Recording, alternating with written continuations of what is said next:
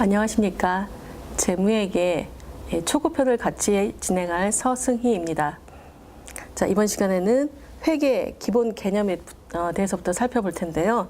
자, 스마트A 프로그램을 활용을 하지만 그래도 회계에 대한 기본 개념이 스마트A 프로그램에 어떻게 기본적으로 적용이 되는지를 살펴볼 필요가 있겠습니다. 그래서 회계에 대한 기본 개념과 스마트A의 적용 범위를 간단하게 살펴보겠습니다. 자, 우선 회계의 의 있죠. 회계는 기업의 경영 활동을 화폐 단위로 기록하는 것이다 라고 되어 있습니다. 자, 경영 활동을 화폐 단위로 기록하는 것 맞죠? 자, 그래서 전표를 입력하면 재무제표를 만들 수 있도록 하고 있는 게 회계이고 시스템을 이용하는 목적이기도 하겠습니다. 자, 그래서 회계를 통해서 회계 정보를 필요로 하는 회계 정보 이용자에게 경영 성과와 재무 상태에 대한 회계 정보를 제공함으로써 이용자들이 합리적인 의사결정을 내리는데 도움이 되고자 한다라는 것이 가장 큰 회계의 목적이기도 하겠습니다. 자, 그럼 두 번째 기업의 이해관계자들에 대해서 살펴보도록 하겠습니다. 기업의 이해관계자들은 여러 가지 종류가 있는데요. 우선 경영자가 있겠죠. 기업의 경영자 내부에서 관리를 하기 위한 목적의 재무제표를 만들고 정보를 이용하고자 하는 것이고요. 자, 투자자는 자금의 투자 여부를 결정하고 채권자는 돈 빌려주고 이자 제대로 받을 수 있는지에 대한 결정이 필요하겠죠. 자, 거래처는 거래 여부 및 거래 조건에 대해서 여신이라든가 이런 부분에 대해서 결정할 필요가 있겠고요. 자, 일반 대중들은 기업의 성장 추세나 최근 동향을 통해서 이 회사가 어떠한가에 대한 내용을 볼 수 있는데 이때도 정확한 회계 정보가 필요하겠죠. 자, 그다음 정부에서 세무서 이런 경우에는 세금을 부과하기 위해서도 필요하겠고요. 종업원들은 임금 협상이나 고용 조건 그래서 뭐 연봉 협상을 한다라든가 할 때는 이런 재무제표들 회계 정보들이 필요하겠습니다. 자, 그래서 이렇게 다양한 이해관계자들이 있는데 이 관계자들이 필요로 하는 정확한 정보를 정보 욕구에 따라서 제공할 필요가 있다라는 거죠. 특히 정부의 입장에서는 세금을 부과하기 때문에 세금 부과에 필요한 그리고 각종 보고서들을 통해서 어떤 통계자를 내고 관련된 정보를 얻기 위해서 필요로 하는 그런 정보를 요구하는 형태가 약간 다르게 제공이 되고 있습니다. 자, 그래서 우리 시스템에도 이러한 내용이 들어가 있는 거죠.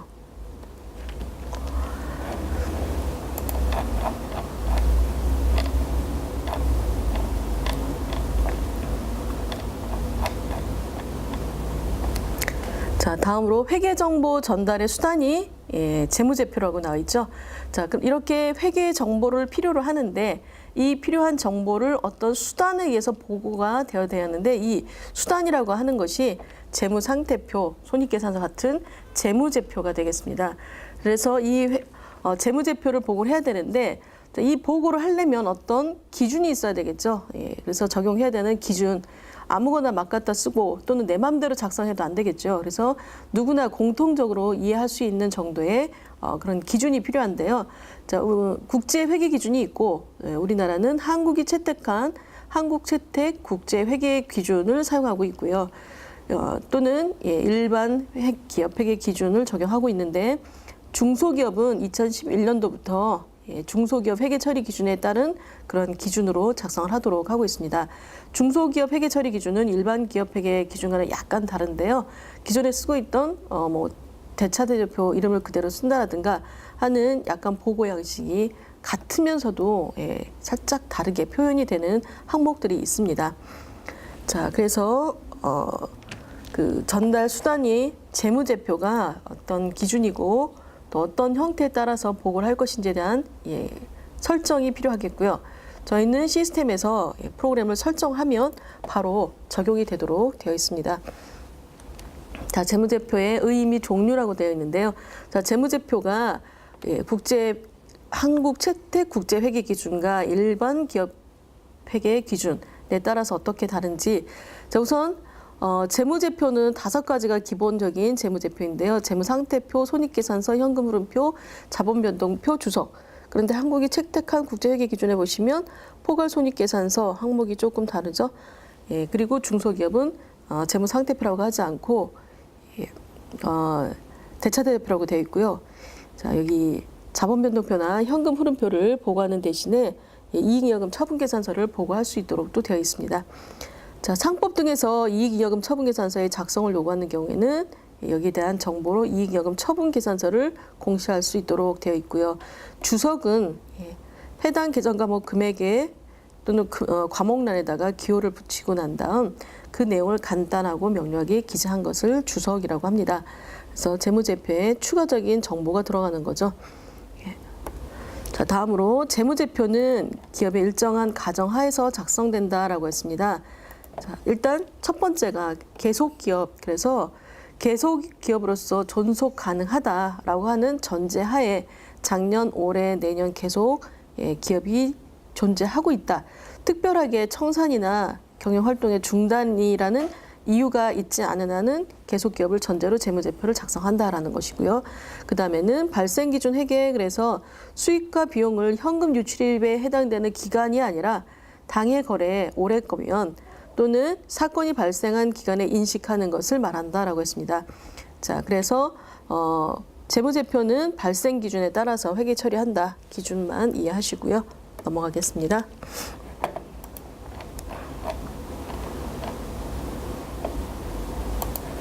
자, 회계를 분류를 하는데 재무회계, 관리회계, 세무회계로 분류를 하고 있는데요. 재무회계는 일반적으로 기업의 외부 정보 이용자들에게 필요한 정보를 제공하기 위해서 작성하는 것이고, 일반 기업 회계 기준 또는 한국 채택 국제 회계 기준 또는 중소기업 처리 기준 이런 부분을 적용해서 기준을 적용해서 재무제표를 만들어 나가는 걸 우리가 일반적인 재무회계에서 처리하게 됩니다. 자, 관리회계는 내부 정보 이용자인 경영자 등에게 필요한 정보를 제공하는데 주로 원가와 관련된 원가관리 회계가 해당이 되겠고요. 다음으로 세무회계는 재정 수요 조달을 목적으로 세법의 규정에 따라서 과세소득의 계산을 파악하는 것을 목적으로 하는 회계이다라고 해서 세무회계가 있습니다. 그래서 저희는 지금 초급 과정에서는 재무회계에 대해서 진행을 할 거고요. 세무회계는 법인세법, 법인 세무조정 또는 개인 조정을 통해서 그때 세무회계에 대한 내용을 더 깊게 공부하도록 하겠습니다.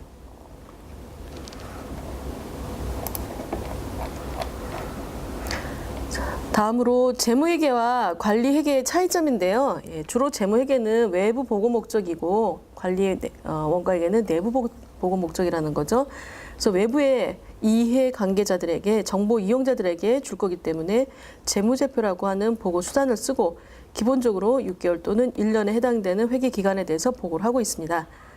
자, 원가관리 회계는 특수 목적의 보고서 내부 이용자에 대한 보고서이기 때문에 월 또는 분기, 반기 원하는 대로 얼마든지 작성해서 보고할 수 있는 거죠. 그래서 재무회계와 원가관리회계에 대한 차이, 기본적인 개념을 구분하시고 우리는 재무회계에 대해서 스마트 A 프로그램을 통해서 살펴보도록 하겠습니다. 자, 다음으로 국이라는 말이 나오는데요. 장부기입이라는 장부기입의 준말이라고 되어 있죠. 자, 재무제표를 작성하는 과정에서 회계 기록의 대상이 되는 거래를 식별하고 분류, 요약하는 일련의 기술적인 절차이다라고 했습니다. 그래서 기술적인 절차이기 때문에 이 기술적인 절차에 해당되는 부분이 주로 스마트 A 프로그램에서 작업이 될 것이다라는 거죠. 프로그램을 통하는데 일단 거래를 식별하는 그 자체는 우리가 사람이 해줘야 될 부분이고요. 이 부분을 우리 작업하는 사람이 진행을 해주면 분류하고 요약하고 관련된 보고서를 만드는 건 스마트 A가 다 자동으로 해줄 것이다 라는 거죠. 그리고 스마트 A를 쓰면서는 저희는 단식부기가 아니고 복식부기에 의해서 작업을 할 것입니다. 그래서 복식부기는 일정한 원리 원칙에 의해서 재산의 증감은 물론 손익의 발생 원천을 원인별로 기록, 계산하는 기장 방법으로 자기 검증 기능이 있고 주로 영리기업에서 사용된다라고 되어 있습니다. 자, 스마트 A 프로그램은 영리 목적에 해당되는 복식부기로 기장을 하고 여기 해당되는 보고서를 작성하도록 만들어진 시스템이 되겠습니다. 자, 단식부기는 비영리 기업에서 주로 사용이 되는데요.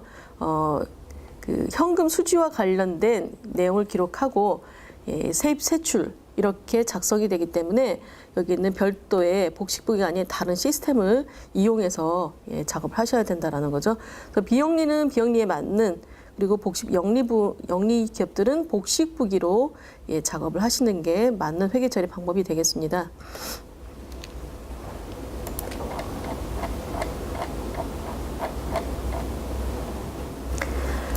자, 다음으로 회계 단위는 경제적인 변화된 사실을 기록 계산하기 위해서 가지고 있는 장소적인 범위를 구분할 때 우리가 회계 단위라고 하고요.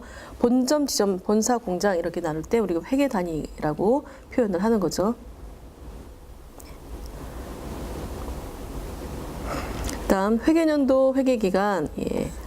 그래서 당해년도를 단기, 전년도는 정기, 내년은 차기. 그런데 1월 1일 시작하는 시점을 기초라고 하고요. 끝나는 시점을 기말. 그리고 올해 중에는 회계연도라고 표현하고 있습니다. 자, 회계인들 간의 약속이니까 기준대로 실행을 해서 용어를 가져가셔야 되겠죠. 자, 다음으로 자산부채 자본과 관련된 재무상태표에 대해서 살펴보도록 하겠습니다.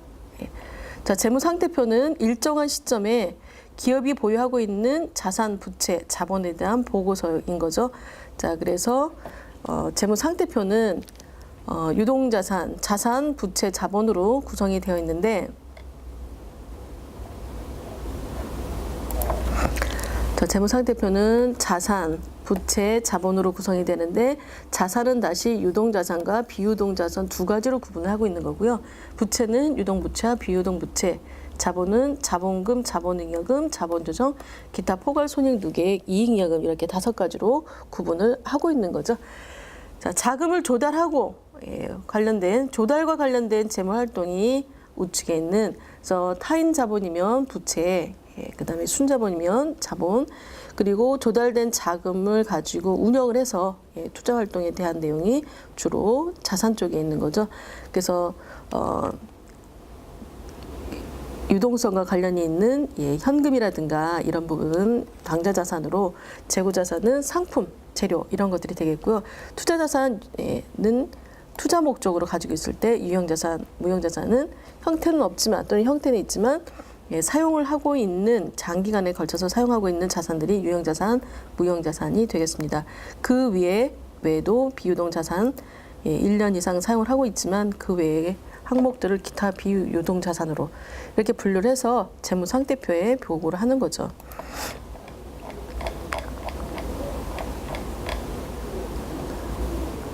재무상태표를 작성하는 기준에는 일단 자산, 부채, 자본 항목을 구분 표시해야 되는 게 원칙이고요. 그다음에 총액으로, 그래서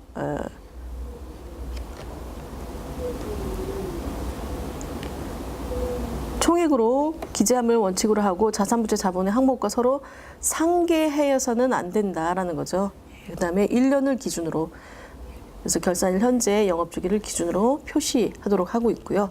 그다음에 유동성이 큰 항목부터 순서대로 배열하는 유동성 배열법, 그리고 재무상태표 항목의 구분과 통합 표시. 그래서 자산, 부채, 자본 중 중요한 항목은 본문에 별도로 구분해서 표시한다라는 거죠. 그다음 미결산, 비망 계정 등은 표시하지 말아라. 가지급금, 가수금 계정 등은 적절한 항목으로 반드시 정리해서 표시해라 이러는 거죠. 그래서 재무상태표 작성 기준이었고요.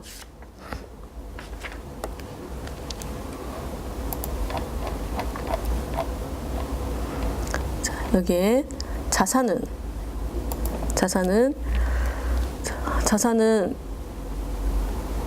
기업이 소유하고 있는 여러 가지 재화와 채권을 말한다라고 하고 있습니다. 그래서 유동자산과 비유동자산으로 나누고 유동자산, 그다음에 비유동자산에 해당되는 항목으로 구분해서, 자, 유동자산의 당좌자산에는 현금인 현금성 자산, 단기매매 증권, 매출 채권, 선급 비용 등이 포함되고요.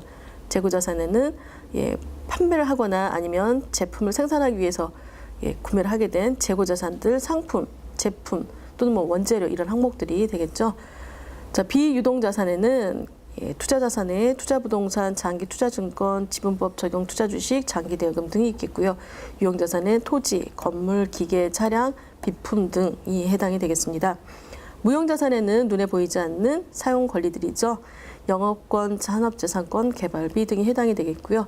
기타 비유동자산에는 임차보증금, 이연법인세, 장기미수금 등이 해당이 됩니다. 자, 여기에서 유동자산에 보면 매출채권이라고 되어 있는데 저희가 이 매출채권인 경우에는 외상매출금과 바드럼을 합친 금액을 매출채권이라고 합니다. 자, 그래서 외부에 보여줄 때는 외부에다가 보여줄 때는 매출채권이라고 표시를 하지만 실제로는 외상매출금과 바드럼을 다 구분해서 사용을 하고 있고요. 그래서 관리용으로 하실 때는 외상매출금 바드럼 계정을 그대로 써서 입력하고 그리고 외부에 보여줄 때는 외부 보고용으로 작성하실 때는 그래서 우리 프로그램에서는 제출용이라고 되어 있는데요. 자, 제출용으로 보고할 때는 매출채권으로 통합된 과목으로 보고하실 수 있도록 하시면 되겠습니다.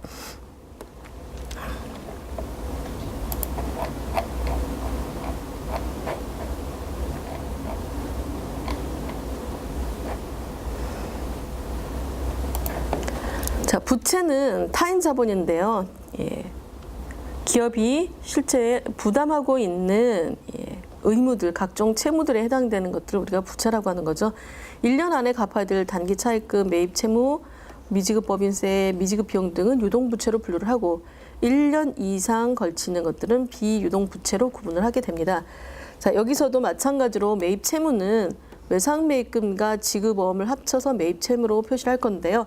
상거래에서 발생한 것만 매출채권 매입채무로 표시를 할 수 있도록 하고 있기 때문에 상거래 이외의 어음이나 외상미수금 등은 매입채무에 포함하지 않고 자, 그래서 매입채무는 여기도 마찬가지로 외부 보고할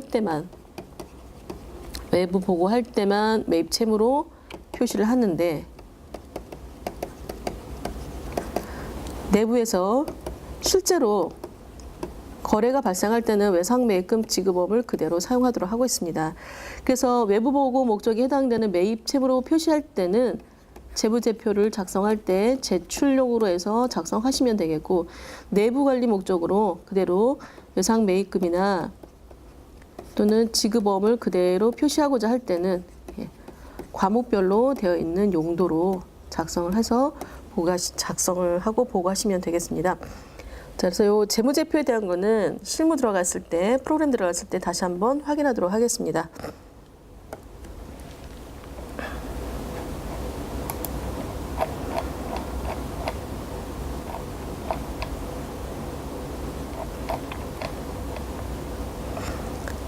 자, 자본은 자산에서 부채를 차감한 금액을 말하기도 하고요. 그리고 주주들의 소유권을 의미하기도 합니다. 그래서 자본이 지금 5가지로 구성이 되어 있는데 법인 기업에 해당되는 자본금 구조이고요. 개인 기업은 자본금 하나로만 되어 있습니다. 자, 자본금은 보통주 액면가 얼마 곱하기 발행 주식수에서 보통주 자본금, 그다음에 자본잉여금의 자본으로 인해서 발생된 이 잉여금들인 거죠. 그래서 주식 발행 초과금, 자기 주식 처분이익, 감자 차익 등이 해당이 되겠습니다. 자, 자본 조정은 자본으로 인해서 차감되는 항목들인데 자기 주식, 주식 할인 발행 차금, 주식 매수 선택권 이런 항목들이 되겠고요. 기타 포괄 손익 누계에게는 매도 가능 증권 평가 손익, 해외 사업 환산 손익 등이 있습니다. 이익잉여금에는 법정 적립금, 임의 적립금, 미처분 이익잉여금 등이 해당이 되겠고요. 자, 이렇게 해서 자산 부채 자본에 대한 기본적인 과목 구성을 살펴봤고요. 자, 이번에는 수익과 비용에 해당되는 경영 성과, 그래서 손익계산서와 관련된 항목에 대해서 살펴보겠습니다.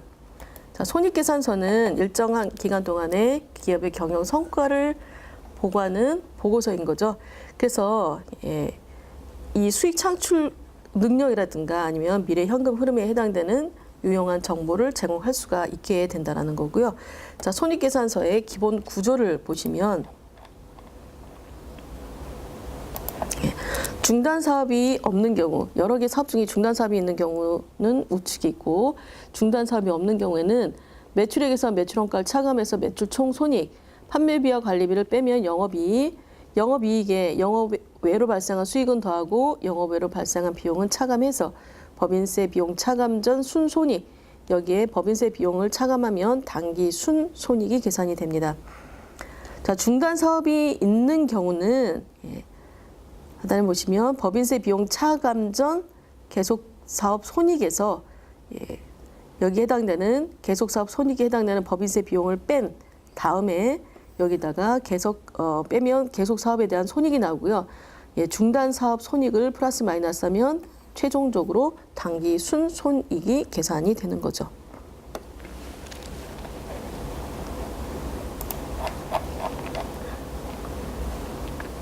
자, 손익계산서 작성 기준. 수익과 비용을 현금 유출입이 있는 기간이 아니라 당해 거래나 사건이 발생한 기간에 인식하는 것으로 발생주의라고 하고요. 수익은 수익이 실현된 시점에서 인식해야 된다라고 하는 것이 실현주의. 그리고 수익과 비용은 항상 대응이 돼야 되는데 대응시켜서 인식해야 된다. 자, 비용은 그와 관련된 수익이 인식된 회계연도에 그 관련 수익에 대응시켜서 인식해야 된다라는 원칙을 말하는 거고요. 수익과 비용은 총액으로 표시해야 된다. 자, 그리고 발생 원천별로 구분해서 그래서 구분 표시를 해라라고 하는 것이 손익계산서의 작성 기준이 되겠습니다. 자, 다음으로 손익계산서 항목 중에 수익은 가장 큰 항목이 매출액이죠. 그래서 매출액과 영업외로 발생하는 수익 두 가지로 구분을 할 수가 있는데요. 매출액은 상품 매출, 제품 매출, 그리고 기업에 따라서는 수출인 경우에는 수출 매출도 사용하고요. 그다음에 서비스 같은 경우는 용역 매출이라는 이름도 사용합니다. 그래서 우리가 어떤 업종을 하고 있고 어떤 매출이냐에 따라서 수익도 계정가복이 구분될 수가 있겠죠. 자, 그 외에 영업외로 발생한 수익에는 이자, 배당금 수익, 임대료 항목들이 있겠습니다. 자, 다음 비용 살펴보겠습니다. 비용이란 경영 활동 결과 수익을 얻기 위해서 희생이 된 대가, 그래서 상품 매출원가나 가장 큰 매출원가. 자, 매출원가가 있고 판매비와 관리비, 영업의 비용, 법인세 비용 네 가지로 구분이 되죠. 매출원가 중에 상품 매출원가는 도매업 또는 소매업을 하고 있는 경우에는 상품 매출원가, 제품 매출원가는 제조업인 경우에 제품 매출원가, 건설업인 경우에는 공사원가, 서비스업인 경우에는 용역원가. 자, 이런 원가가 진행이 될 수가 있겠죠. 판매비와 관리비에는 급여, 복리후생비, 접대비, 보험료 등 우리가 일반적으로 판매와 관리하는 데 들어가는 비용들이 해당이 되겠습니다. 영업의 비용에는 이자나 기부금 같은 항목들이 해당이 되겠고요.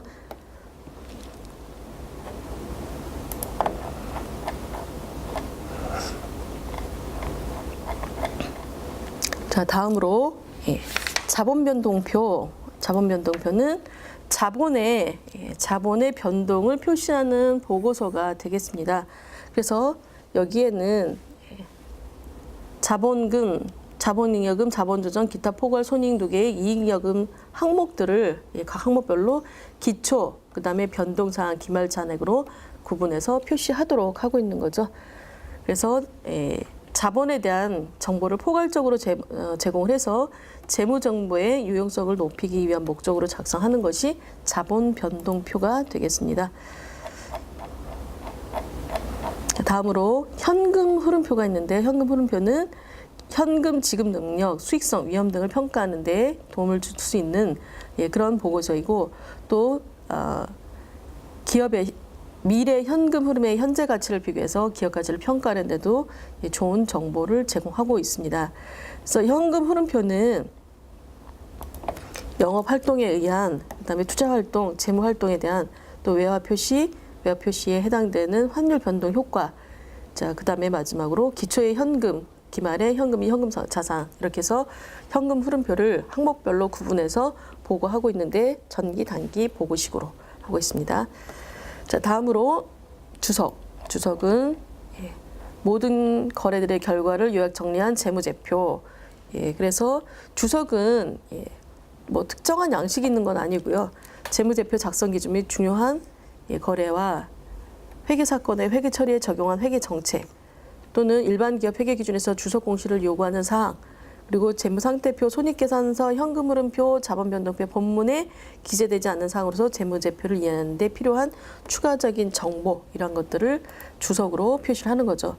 자, 그래서 여기 보시면 재무상태표에 상품에 대한 내용을 좀 더 자세히 추가적인 정보가 필요하다. 그런 경우에 재무제표에 대한 주석 해가지고 별지로 재고자산의 평가, 재고자산은 계속기록법에 따라서 기록한 수량을 실지 재고조세에서 확정하고 금액은 선입선출법에 의한 취득원가로 평가하고 있다.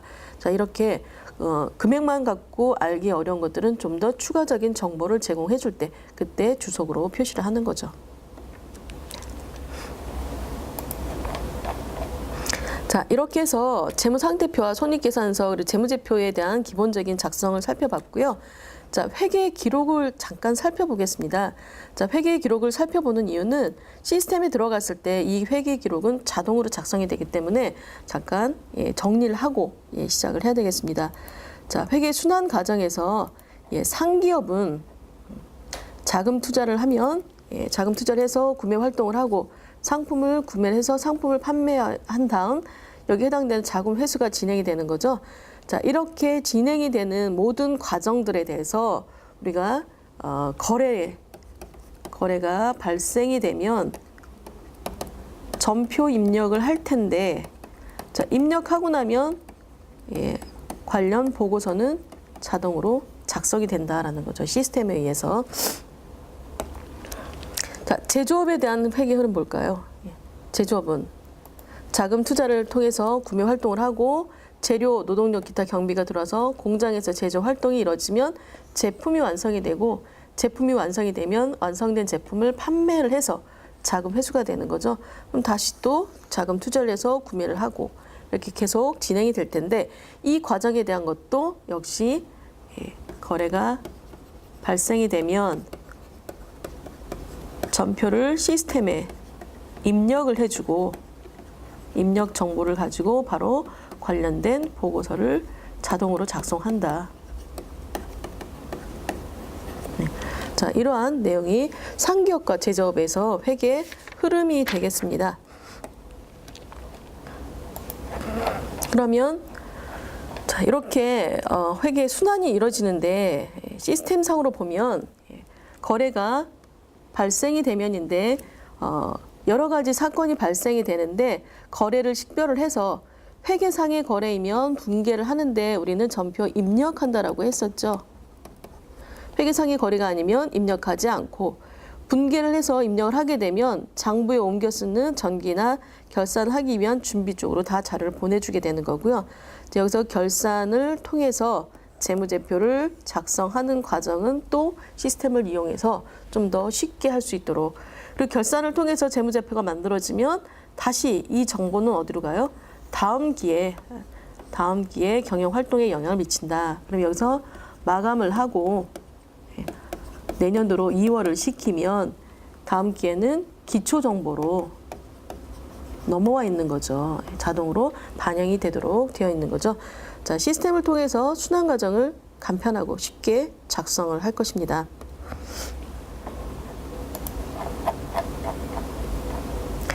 자, 거래 개념은 회계 원리에서 많이 보셨을 거예요. 그죠? 회계상의 거래 해당이 되면, 그죠? 회계상의 거래가 되면, 이때는 장부에 기입하고 회계상의 거래가 아니면, 이거는 관리만 한다라는 거죠. 그래서 회계상의 거래에 대한 것만 우리는 식별을 해서 장부에 반영을 하도록 하고 있습니다.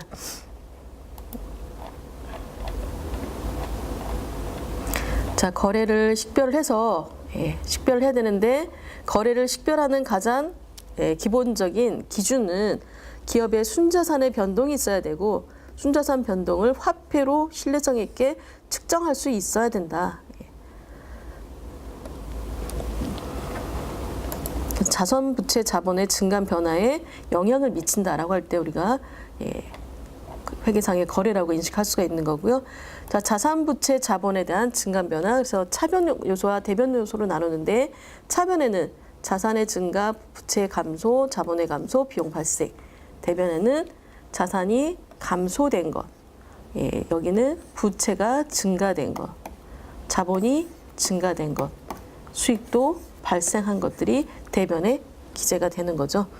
자, 이렇게 거래 8요소를 나눠서 결합관계를 나눠 놓은 다음에 이렇게 나누어진 결합관계를 가지고 우리는 뭘 하죠? 분계를 하는 거죠. 자, 그래서 분계를 하는데 분계할 때 우리가 내부적으로는 지출결의서를 통해서 많이 쓰고 계시죠. 그래서 전표를 발행하지 않고 그 기업이 소규모인 경우에는 이 거래에 해당되는 내역을 주로 지출결의서를 통해서 작성을 하고 뒤 영수증을 첨부해서 보관하도록 하고 있죠. 지출결의서 회사에서 많이 보셨을 겁니다. 그렇죠?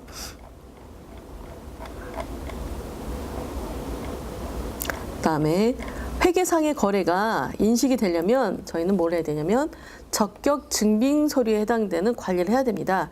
그래서 한 건당 거래 금액이 3만 원을 초과하는 경우에는 이때는 반드시 신용카드, 현금 영수증, 세금 계산서, 계산서만을 받아야 되고 그다음에 5년간 보관하라고 되어 있는데 정규 영수증을 수취하지 않은 경우에는 영수증 수취명세를 작성해서 제출하고 금액의 2% 가산세도 있다라는 거죠. 접대비는 10,000원 초과권에 대해서. 그죠? 그래서 여기 지출 증빙으로 인정되는 정규 영수증의 범위에 보시면 여신 전문 금융업법에 의한 신용카드 매출 전표 있고요. 현금 영수증, 계산서, 세금 계산서, 그리고 원천징수와 관련된 영수증들 있습니다. 정규 영수증으로 보지 않는 거래들은 간이 영수증들이 해당이 되는 거죠. 또는 간이과세자나 미등록 사업자들이 공급을 하고 발급한 계산서인데 자, 이런 경우에는 지출증빙으로 보지 않겠다라는 거죠.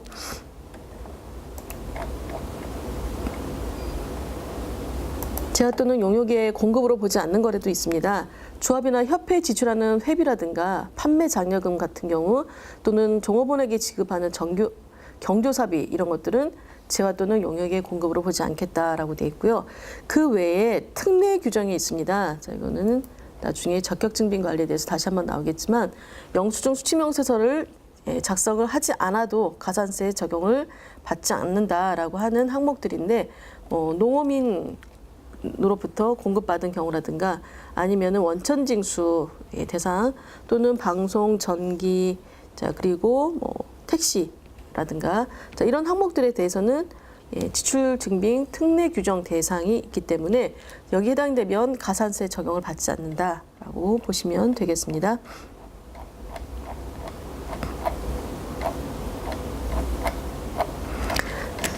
자, 그리고 이제 세금 계산서는 아시죠? 이건 부가세와 관련해서 매입 매출 전폐 입력할 때 해볼 텐데 세금 계산서는 사업자가 재화 또는 용역을 공급하면서 과세 표준의 세율을 적용해서 계산한 부가세를 공급받는 자로부터 징수하고 징수 사실을 증명하기 위해서 발급하는 증서를 말한다. 자, 그런데 지금은 어떻게 하죠? 전자세금 계산서를 발행하고 있죠.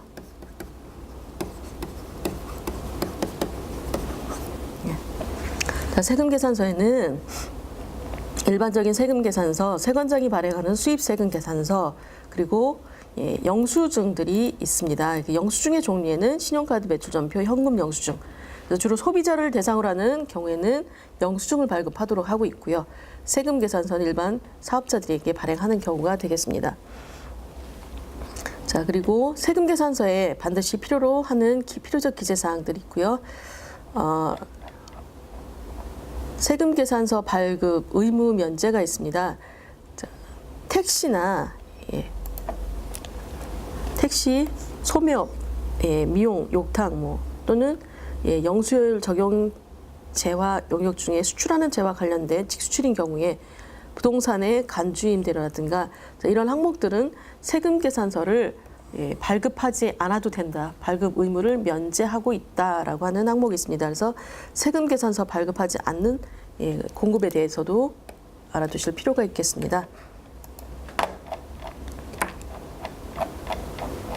자, 세금 계산서는 2장 발급해서 상대방에게 1장, 내가 1장. 그런데 지금은 전자 세금 계산서 시스템을 통해서 발행한다라고 했습니다. 자, 전자 세금 계산서는 법인 또는 직전 사업장별 공급가액 합계가 10억인 2014년 7월부터는 3억 원 이상인 개인 사업자는 다음 달 10일까지 발송하도록 하고 있고요. 발급하고 다음 날까지 국세청에 전송한다라는 거죠. 자, 그리고 세금 계산서 자체는 국세청에 발급을 할 때 종이는 자, 7월 1일부터 7월 31일까지 월 합계인 경우에는 종이 세금 계산서 7월 31일까지 작성하고 발급도 다음 달 10일까지. 그런데 전자 세금 계산서는 다음 달 10일까지 발급은 가능한데 전송을 하루 다음 날인 8월 21일까지는 반드시 전송을 해라 이렇게 되어 있는 거죠. 자, 그리고 전자 세금 계산서와 관련해서 가산세도 있기 때문에 미전송, 지연전송에 걸리지 않도록 제때 발급을 하셔야 되겠습니다. 자, 그리고 영수증과 신용카드 매출전표 주로 소비자들에게 최종 소비자를 대상으로 하는 업을 하는 경우에는 영수증의 종류에 해당되는 신용카드 매출전표를 발행할 수가 있는데 필요적 기재사항 중에서 공급받는 자의 등록번호와 부가치세를 별도로 기재하지 아니한 계산서를 영수증이라고 하고 있습니다.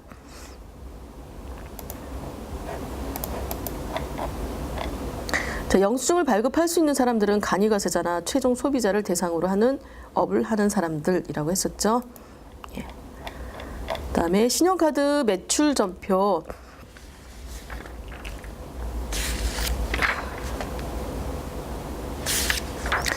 영수증 교부 대상 사업을 하는 사람들 중에서 사업자가 교부한 신용카드 매출 전표 등은 영수증으로 보는데 일반 과세자가 신용카드 매출 전표 등에 공급받는 자와 부가가치세를 별도로 기재하고 확인하는 경우에는 부가가치세는 공제할 수 있는 매입세액으로 본다라고 되어 있습니다.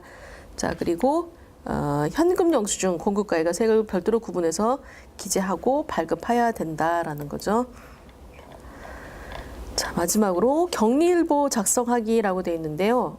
매일매일의 현금의 흐름을 작성하는 표로 전일, 잔액, 입금액, 출금액, 잔액 등의 내용을 기입해서 일일 자금일보로 작성할 때 사용하는 자금일보 양식이 되겠습니다. 주로 기업에서 많이 사용하고 있는데요. 격리일보, 그다음에 전일 잔액, 차변, 대변, 당일 잔액, 그리고 전체적인 예금 성격들, 자금에 대한 흐름, 그리고 과목별 출금, 입금에 대한 내용까지 한눈으로 볼 수 있는 보고서를 우리가 격리일보라고 하는 거죠.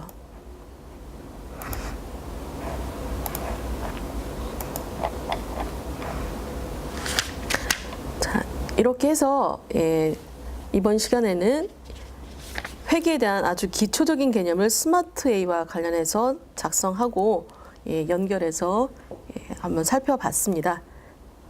자, 그러면 오늘 한 내용을 정리해 보겠습니다.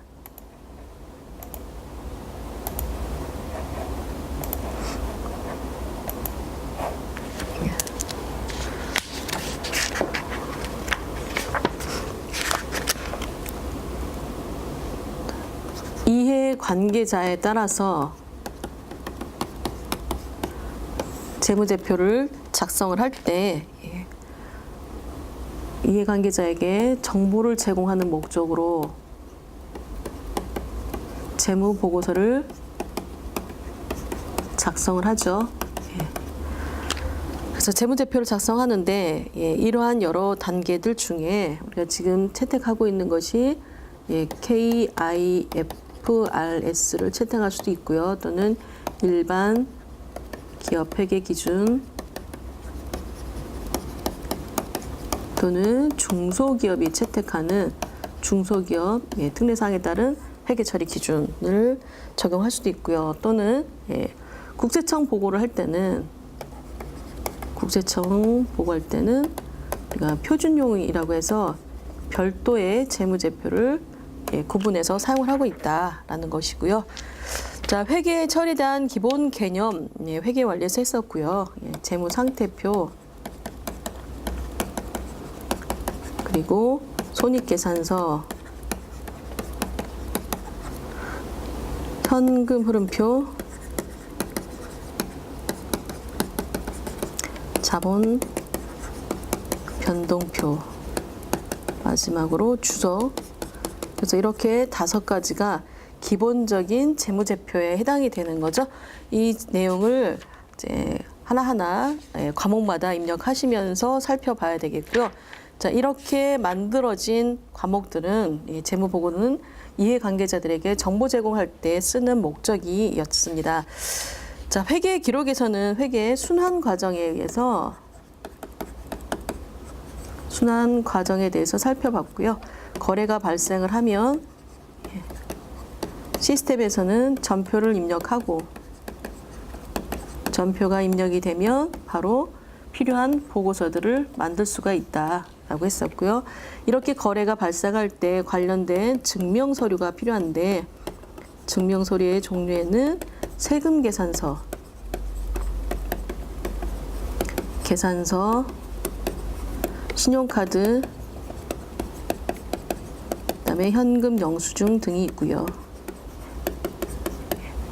그리고 기업 내부적으로는 지출결의서를 사용하고 있다라고 했었죠. 예. 자, 다음으로 일일 보고를 할 때는 일일 보고할 때는 격리일보라고 하는 일보를 통해서 일일 마감에 해당되는 보고서를 작성한다. 라고 했습니다. 자, 이렇게 해서 이번 시간 정리하시고요. 다음 시간에는 재무제표 구성 항목마다 회계 처리에 대한 내용을 살펴보도록 하겠습니다. 수고하셨습니다.